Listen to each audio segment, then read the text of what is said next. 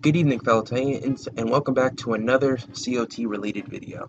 This is going to be a re-recording of my character creation video because as of recording it last night, I found out that my audio actually got horribly altered and messed up because of the overpowering sound and music that was in COT's character creation video.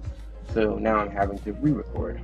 But anyways, I'm basically going to go over not just the character creator in general, as a whole, but I'm going to go over character creation and what Missing Worlds Media is aiming to achieve once this comes to release.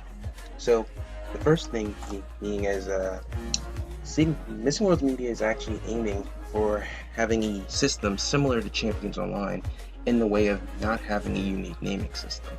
Now, what a unique naming system is, for those who don't know, it is basically where you are out to give your character a name, and you get that message saying, "Oh, character name taken." So what does this mean? You have to think of a new name, and you gotta think of another one and another one. And the big thing that sucks about this is perhaps how the name you want to use is more than likely taken by someone who was only playing this game for a couple seconds and they never deleted the character. And as a result, it still gets registered as being in use, even though the person who originally made the character is no longer in the game anymore. So now the name you want to use is now taken and you have nothing to do about it. So as a way to keep this from happening, there is going to be what is called an @global system. And what this basically is, it's the @ symbol, like at gmail.com, but it's going to be after a certain username of your choosing. So an example of this would be Commander Blue @ Sea Turtle. Now, this will allow the name to actually be used by multiple people, and excuse me. This will now allow the name to be used by multiple people and still let there be some distinction between the two. Now, a lot of people were very divisive over this at first on the forums, primarily because of, we are running into people with the same name as you. Well, I'm going to tell you, as someone who's played Champions Online for a long time, I'm going to tell you that that is highly unlikely, and it's going to be a little chance you're going to find someone who's using the same name as you. And even if you do, the person who's using the same name as you, it's more than likely that they are of a different type or caliber of character, if they even are one in general. Now me, I'm an RPer, so even if I do come across someone who uses the same name as one of my characters, I'm just gonna go off on the hunch and assume that they are widely different from my own. Again, I'm perfectly fine with someone using the same name as me, as long as they're not copying or even just ripping off my character that I'm trying to make. Anyways, on to the next topic, which is something that's being highlighted quite a lot for their character creation, which is called aesthetic decoupling. Now, what aesthetic decoupling is, it's a process in where the mechanics and animations of powers are independent systems, meaning that powers and powers in their overall design work and use are entirely separate.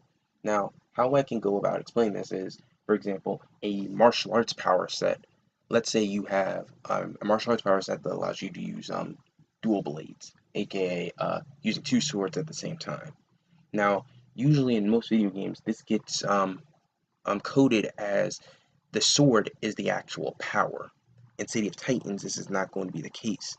In fact, I'm actually harping on this in the next note I wrote down for here real soon. But basically, aesthetic decoupling allows for the powers to emanate from different parts of your character's body, and you will basically be allowed to fire or use your abilities from different points. So let's take a fire power, for example. The more common way a fire power is used is by use of your hand, and it's blasted outward, it burns your enemy, and that's it. City of Titans, they're aiming for it to come from different parts of the body, maybe the head, eyes, chest, or your pet, or even the fire attack can even come from your weapon. So think about it. You could actually have flaming swords, or even have a ranged fire attack that is casted from your sword. And I think that's actually really, really cool. Well, and it allows for a much more immersion. usually in something like this, it would have to be what I call an RP power, meaning your character has the ability to use something like a flaming sword, but because of limitations of the character creator, you're probably not going to be able to do that. So I think this is going to be a real fun mechanic that everyone's going to have fun with, especially since you will also be able to freely alter the look of the ability as well. So in this case, fire powers can actually take the form of an acidic blast or a napalm blast, which is even cooler in itself. So you're not just being able to change where the power gets casted from, but you're also changing its physical appearance as well. Props. Now, props is basically, if I'm not mistaken, a bit of a fancy way of just saying weapons. These weapons can be anything from swords, guns, eskrima sticks, maybe bow staffs, archery bows, baseball bats, anything you can really think of. Now, these are totally optional. You are not restricted to use props if you don't want them. However, if you do choose to use a prop, there will be a list of animations that are listed beside the prop, allow you to go about fighting bad guys in style. So yeah, there's that, and ah, costumes, of course, will be worn with a multitude of different materials, including cloth, leather, metal, and to more obscure and believable textures like scale, fur, webbing, mesh-like material, plaid, Kevlar style to rusty and battle-worn textures, etc. Again, I think this just in here is a way to say that there are other ways you can design your suit instead of just being confined to probably the three more notable textures, which is, like I named off before, cloth, leather, and metal. I really look forward to see what all these other textures are as well, given the fact that everyone has a different background, a different approach toward the character. So I'm pretty sure these new textures you can apply to costume pieces are actually going to be a bit of a workaround or a minor change to the game, I guess you can say.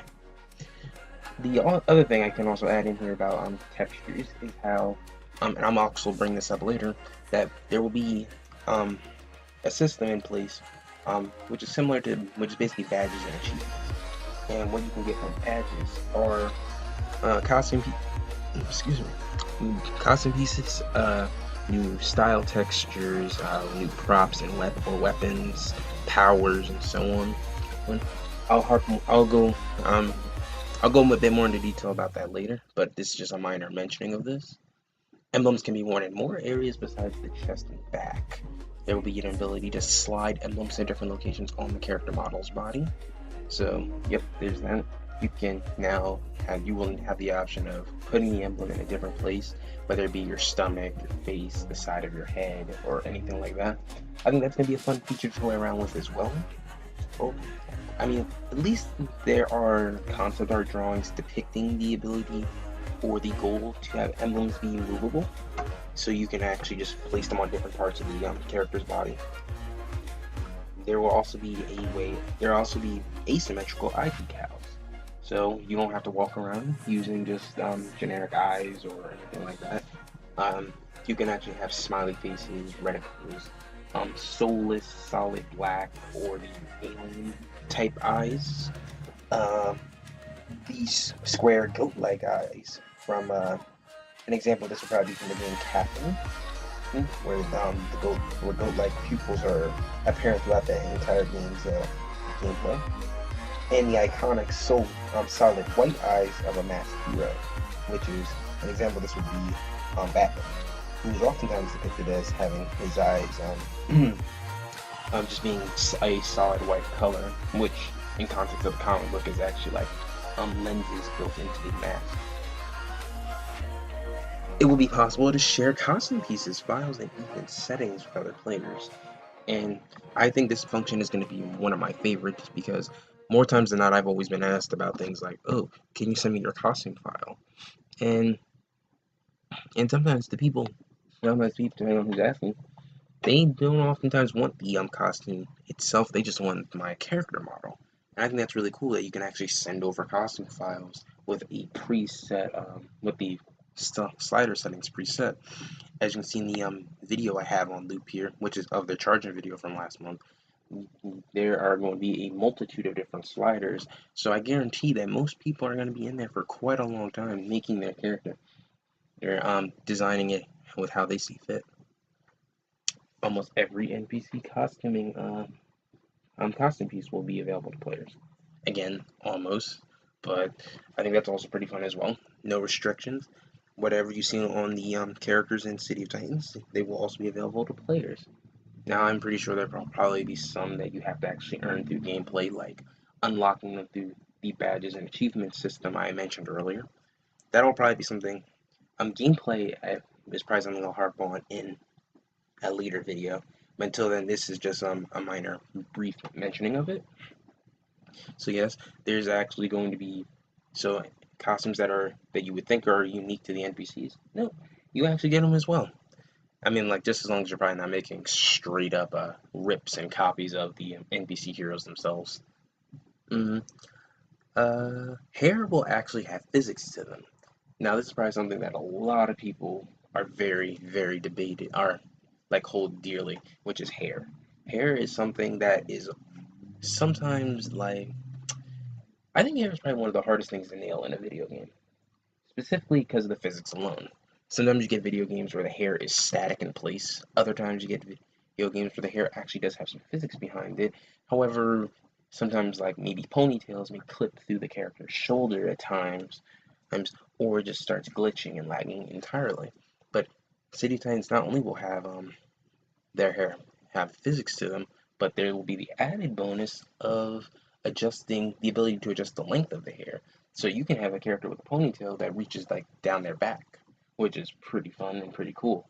Usually what would happen is, in most video games, it's just a different hairpiece that is just of a longer ponytail, but instead, you can now just have a regular normal sized one and adjust the length so it's longer. Now again, who knows if this will be available at launch? I hope it will be, but yes, this is very much something I think a lot of players will flock to really quick, because I'm telling you, like, I really hope that in a way this can actually be used as a backdoor to having hair manipulating abilities, something similar to Medusa from the Inhumans. I have met maybe a handful of people that have actually been interested in making characters who had the ability to control their hair. And finally is the badges and achievement system, as I mentioned before. The badges and achievement system is a part of the gameplay. I'm not harping on gameplay too much in this video, that'll probably be a later video. But the badges and achievement system, you can actually, through a series of objectives, you can actually not only earn a badge that gives your character probably a title or something, but you also can be given unlock costume pieces, textures, props, powers, and just it depends on the overall achievement that you receive. But I think this is going to be something that's going to be even more fun, because like now I imagine there will be some achievements that are going to be very strenuous to do, but I think it's going to be all the more fun. Like, I really do have, like, as soon as they announced this, I was like, I already just was telling myself, oh, I'm definitely going to go out, and when the game goes live, I'm going to make my character and try to set up for as many achievements as I can. Because one of the things I love doing is getting new costume pieces, but learning that there's a chance to get new powers and weapons from them as well. That's even better. So I look forward to that function as well. And that's about it that I have on my notes regarding Chargen. Now, clearly a lot of this stuff is still subject to change. A couple other things I forgot to put in my notes here was there will be the ability to have a preset character model that you can design and alter. As you can see in the video here, you have a variety of different options, such as standard hero, teen hero, tall, small. Like, basically, characters are different varieties. So you will basically have the ability to have a preset character model that you can build off of and use as a starting base or template, which is actually pretty good, because one of the things I've always done was I had to make a character template like from scratch, literally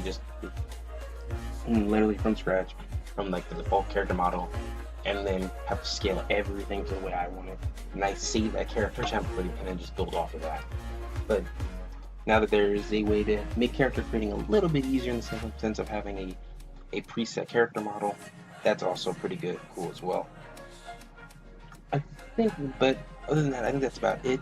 Also, please try to ignore the color palette swatches down below, because again, the dev team has actually already confirmed that that is just to set up a basis of what the color swatches could potentially look like, as well as to show where they would be placed in the character creator. They do have plans to expanding it out a bit more, providing a variety of different color options, shades, and yeah, textures as well.